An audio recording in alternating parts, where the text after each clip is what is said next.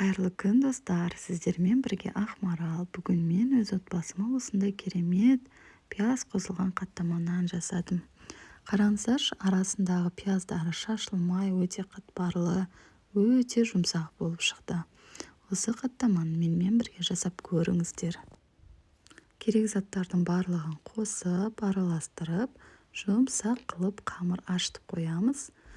Дайын болған қамырымызды жылы жерге 10-15 минутқа қойып қойсақ жетеді. Достар, бізге қамырымыздың осылай сәл ғана көтерілгені жетеді. Өйткені біз қазір жұқа қылып қамыр жаятын боламыз. Қамырымызды екіге бөліп 10 минутқа демалдырып қоямыз.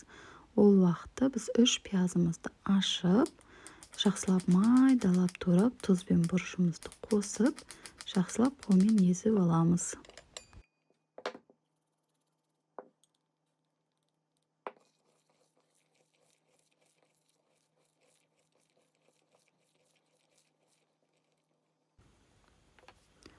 Минут тұрып демалған қамырымызды жұқа қылып жақсылап жайып аламыз. Барлық шетіне бірдей қылып майымызды жағып шығамыз. Майды көп құймаңыздар. Осылай бөліктерге бөліп аламыз да әрқайсының бетіне пияздарды сеуіп шығамыз. Пияздарымыз қатты шетіне қарай шығып кетпесін. Өйткені қазір қаттаманы бөліктерге бөлген кезде сыртына шығып кетпейді. Пісірген кезде қамырларымызды жыртып жібермей, әдемі бір келкі болып пісетін болады.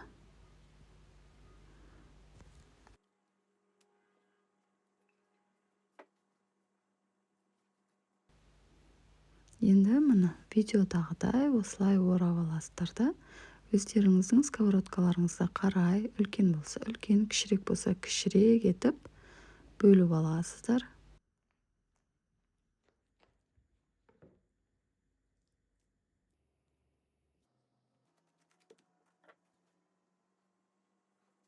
Дайын болған қаттаманы 20 минутқа холодильникке салып қоямыз.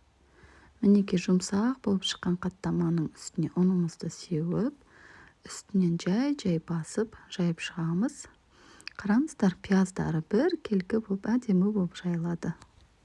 Және де достар, менің каналыма тіркелуді ұмытпаңыздар. Маған комментарий жазып, лайк бассаңыздар, мен қуанып қалам. Қызып тұрған майымызға қаттаманың екі жағынан қызартып, жақсылап қуырып аламыз.